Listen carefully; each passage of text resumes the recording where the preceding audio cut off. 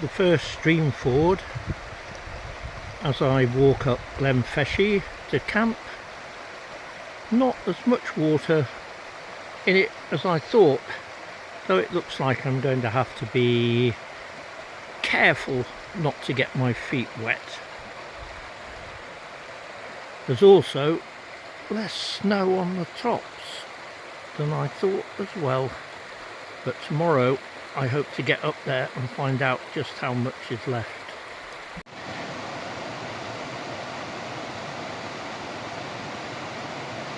The second crossing of a stream was a bit more delicate, more care needed, and I did get a few splashes in my boots, but it could have been much worse.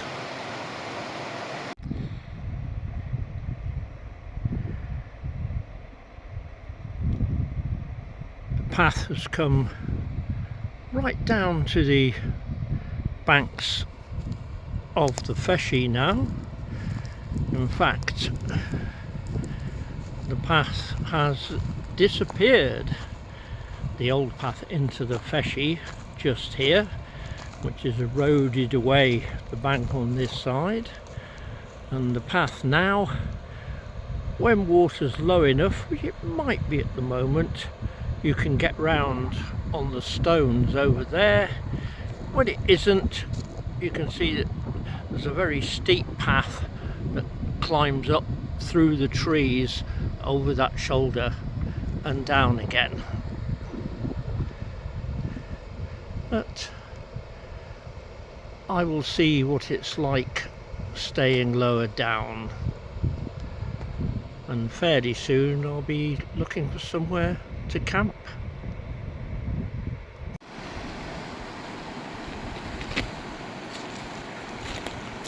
And this is walking along the shingle banks next to the river. Sometimes I have been here where these have been completely covered in water. Sometimes there's just a strip of shingle.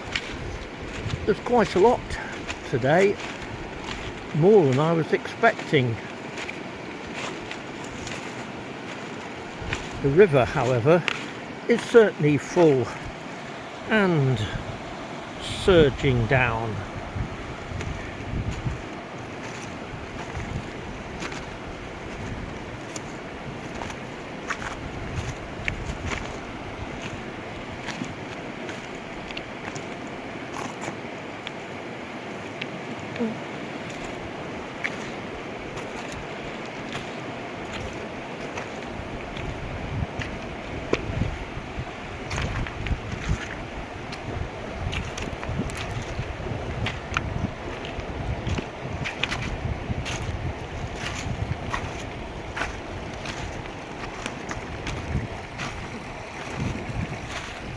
And back up onto the bank, and the, I think not original path, but the second path along here, which was also eventually taken away by this big bend in the river, and now makes a way across this wet boggy area. And I think I shall put the phone away and get my trekking poles ready to balance across this lot and try and keep my feet dry. I've found a site that will do in the woods nearby. There's this flooded area making little waterfalls as it goes into the stream. That will be my water supply tonight. And my camp is amongst these big ancient pines and some very young new pines, juniper bushes,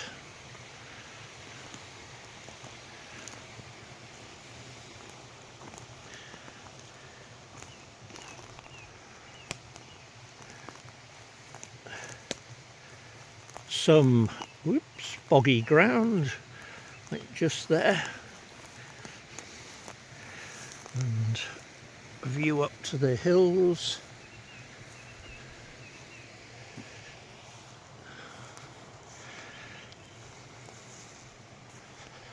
And I'm going to pitch the tent just here in front of the rucksack, and that should be comfortable, I hope, for tonight. And as I'll pitch the tent with the door facing that way, that should be my view, which is pretty good. Anyway, now to get the tent up, get some water and get the stove going. Well, there's the tent pitched. Now to get unpacked and settled in, and as I said, go and get some water, get the stove on, and now that the sun's gone, the temperature's dropping, get some warmer clothes on and be ready for what I hope will be a comfortable night and sunshine at dawn. That's the forecast anyway. I'm settled into camp. I've had some cuppa soup, and I'm now going to try one of these 5-minute to deli meals. This one called aloo matar. These have been recommended by quite a few people. They look pretty good, so I'm going to give it a try. I'm also using the new Fire Maple Star X1 Pro, which so far is working fine. I only need 250 ml of water for this, and this is a litre size pot, so I'm not going to try and eat out of this when the food will only come up to about here. And I've actually brought one of the Sea to Summit foldable mugs, because along with the bowl it fits neatly on top of this. Won't fit inside, but it'll go up just on the outside, so I'm going to use this for my meal. If I had a much smaller pot, which is what I do use a lot of the time, and a wider pot, I'd just eat out of the pot. But this is not a convenient size for eating relatively small meals out of, so I'm going to make the meal in the pot and see what it's like.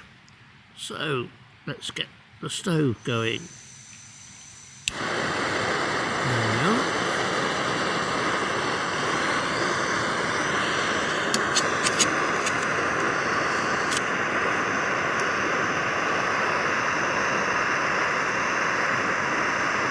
The control unit doesn't really appear to do much other than switch it on.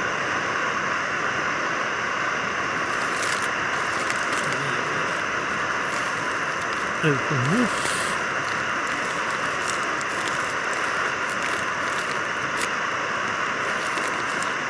Oh, it smells like so strong.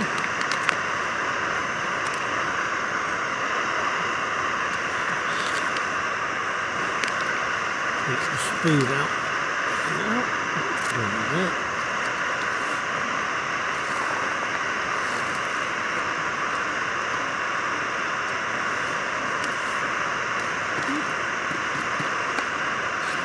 feeling that when I add the water, this isn't going to be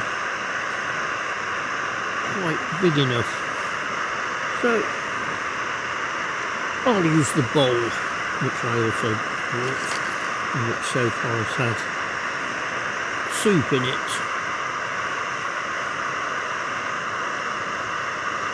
Yeah, let's put that in there.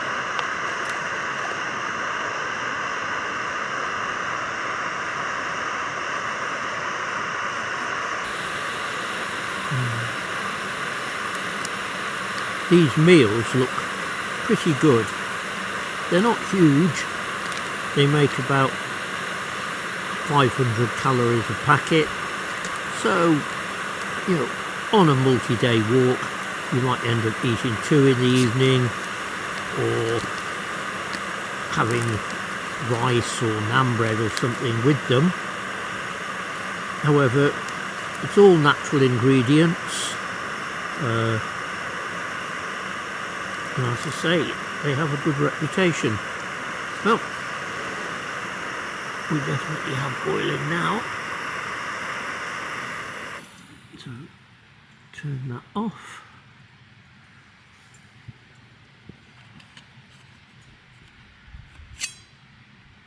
This off.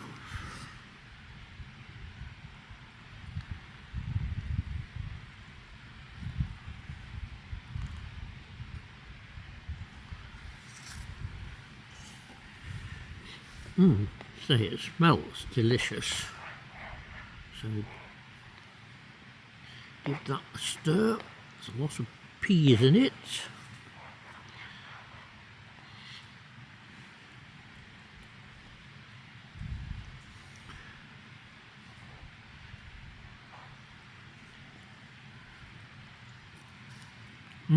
That is tasty. But now you cover it for 5 to 7 minutes.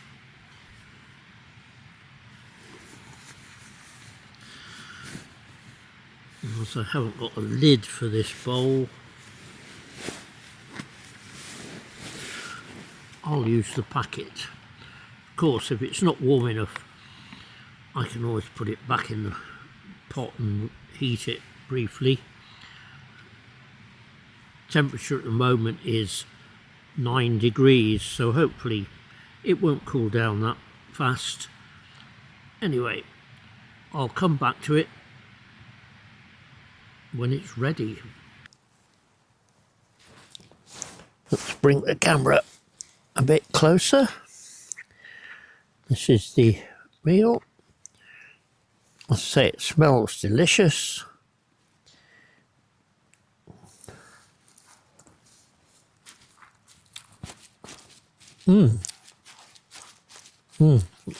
Excellent. Very spicy. Potato and peas and a thick tomatoey sauce. And really quite hot. The packet shows 2 out of 4 chilies to show the heat. I imagine I'll probably need something to drink or something cool to go with a 4 chili one. If this is the 2, it's certainly not bland, but it is very, very tasty.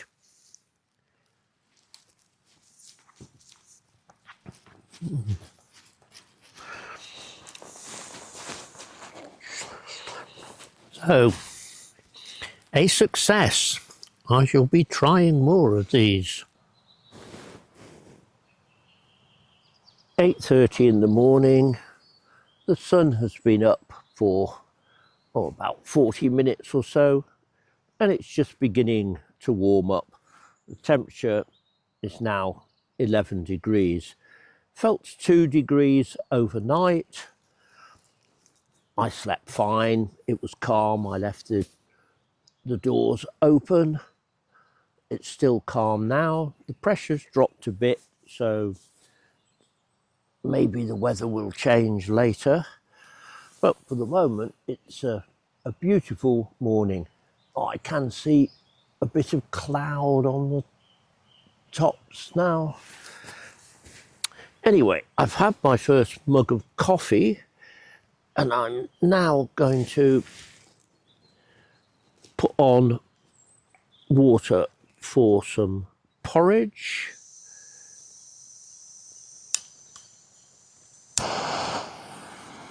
There's the stove lit.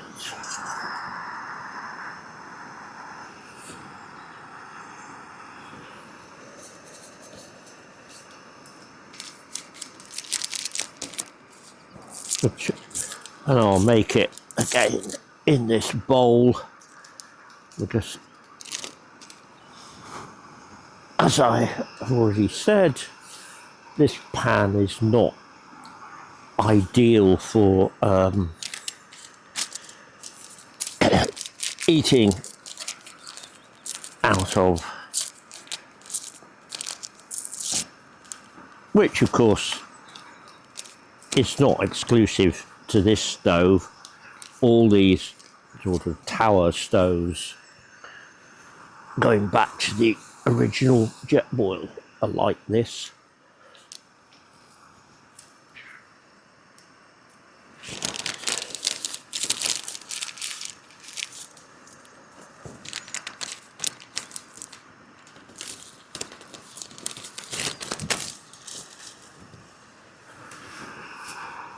Once the porridge is cooking, I shall add some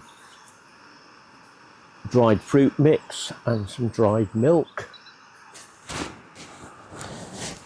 and then have breakfast, get up, have a look round camp and wonder if those clouds on the top are going to settle. I shall go up there and see what it's like.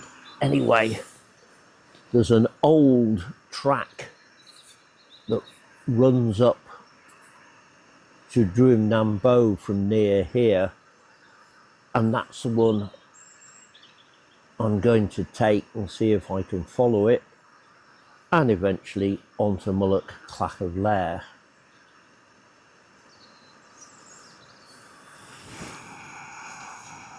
Well, the water almost boiling.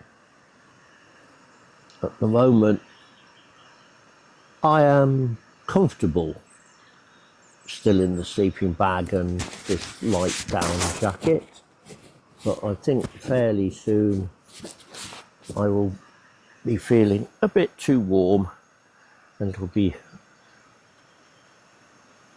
time to get out of the down and out of the tent. Well, looks like we'll have boiling any minute. There's a light breeze springing up now. Let's have a look. Yeah, we're almost there.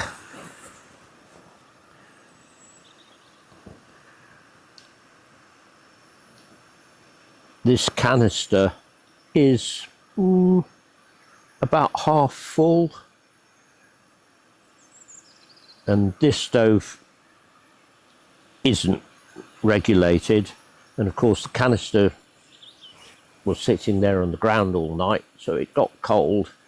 Hasn't really warmed up yet, so it's a little slow this morning, though nothing really significant.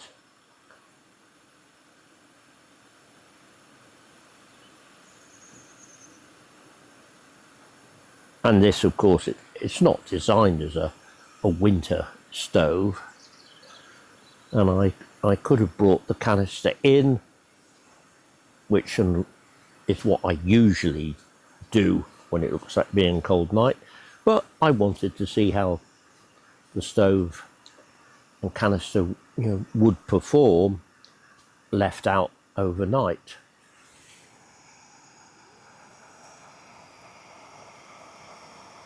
Yeah, we now have boiling. Let's turn it off and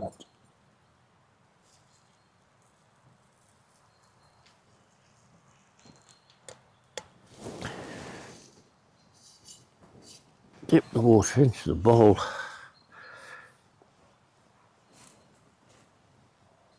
Give it a good stir.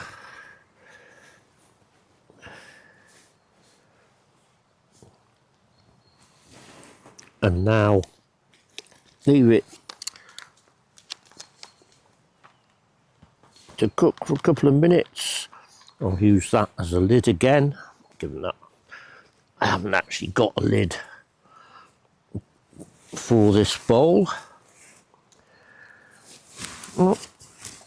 And the cloud has now reached high enough that the sun is hazy and it's less bright outside, so maybe it won't warm up quite as quickly as I'd thought. Oh. Here's a look at my camp from the outside before I take it all down. And this is the view I have from the tent beyond it there. This is looking, see, at the back of this rather odd shaped tent. Oh. Let's move round it. Let's see. The strange shape.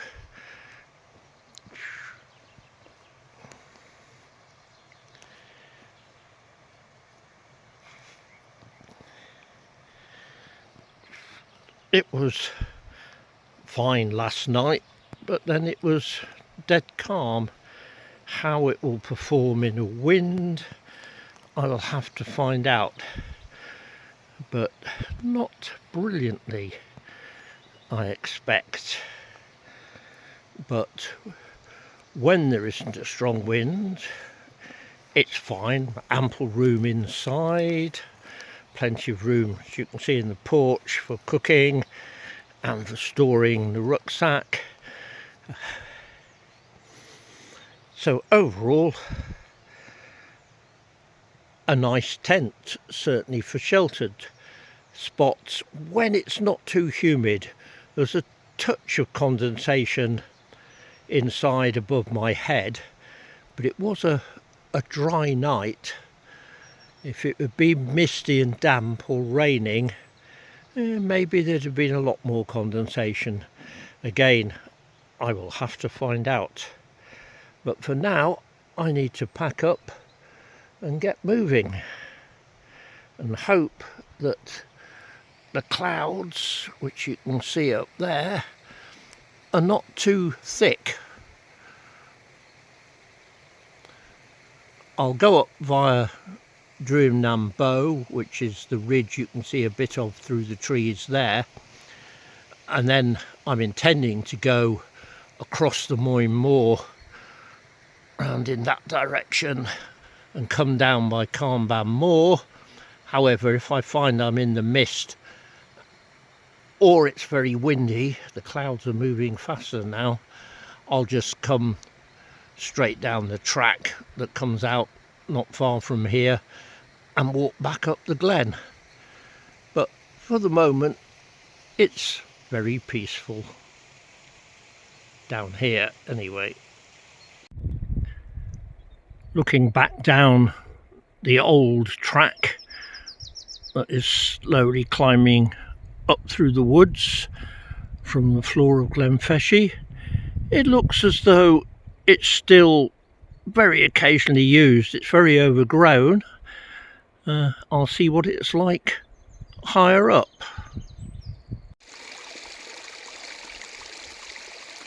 In places the track has been kept clear of vegetation by the fact that it has become a little fast rushing stream. In places though, you can see further down, there are trees actually growing on the track, and the other vehicle track is getting really overgrown. But again, I'll see what happens higher up.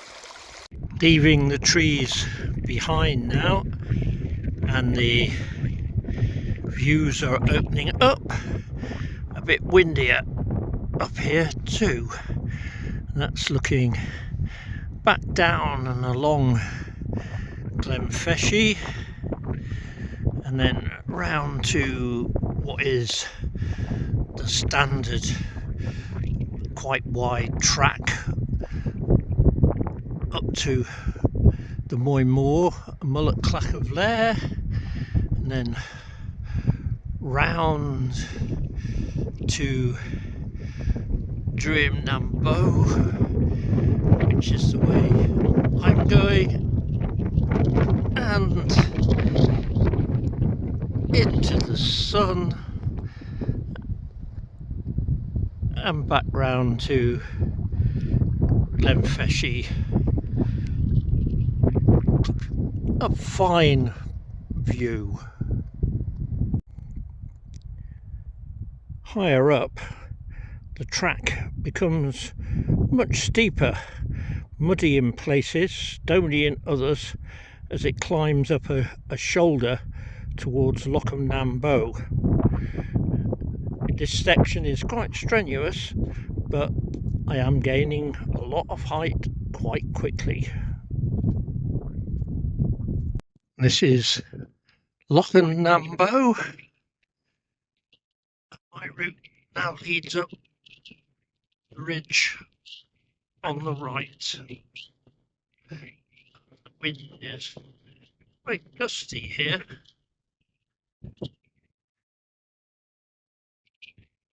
On Mullach Clach of Bhlair, with a fine panorama of Cairngorms around from Benfrosain, Moine Mhor, Getal, Bhlair and Scorgui, with less snow on the Moine Mhor than I expected. I'm glad I didn't bring the snowshoes. Anyway, time for a snack and head for Carnbambo and the descent. Some